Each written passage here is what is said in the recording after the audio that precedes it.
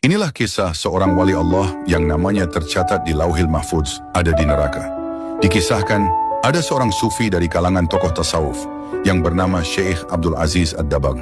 Suatu ketika, malaikat melihat namanya di lembaran kitab Lauhil Mahfudz, ada dalam deretan penghuni neraka. Melihat hal tersebut, malaikat merasa kasihan dan mendatangi Abdul Aziz Ad-Dabbagh. Malaikat berkata, "Wahai Abdul Aziz Ad-Dabbagh, untuk apa engkau ibadah sampai segitunya? Sedangkan aku lihat namamu di lembaran Lauhil Mahfudz, engkau adalah penghuni neraka.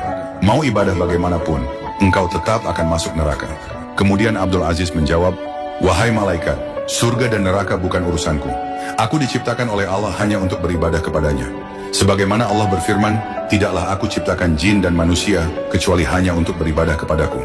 Mau aku masuk surga atau neraka itu haknya Allah." Mendengar itu, malaikat kagum.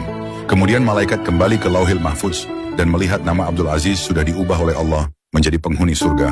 Lantas malaikat kembali menemui Abdul Aziz dan berkata, "Wahai Abdul Aziz, ada kabar gembira. Baru saja aku melihat namamu oleh Allah diubah menjadi penghuni surga." Abdul Aziz menjawab, "Alhamdulillah, tapi sekali lagi, malaikat, surga dan neraka bukan urusanku. Aku beribadah hanya untuk menggapai ridhonya Allah. Kalau Allah ridho aku di neraka, ya itulah tujuanku." Malaikat pun takjub dengan keikhlasan Abdul Aziz dalam beribadah dan berkata, "Wahai Abdul Aziz, ikhlasmu inilah yang membuat Allah ridho dan mengubah namamu menjadi penghuni surga." Lantas Abdul Aziz bertanya kepada malaikat, "Bila ikhlasku tadi yang membuat Allah ridho kepadaku, lalu kira-kira dosa apa yang membuat Allah murka kepadaku sehingga aku menjadi penghuni neraka?" Kemudian malaikat bercerita, "Engkau ingat ketika engkau masih kecil, ketika umurmu sekitar 15 tahunan.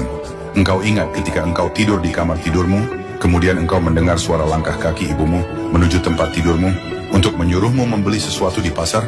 Karena engkau mendengar suara langkah kaki ibumu menuju kamarmu. Lalu engkau pura-pura tidur padahal engkau sudah bangun.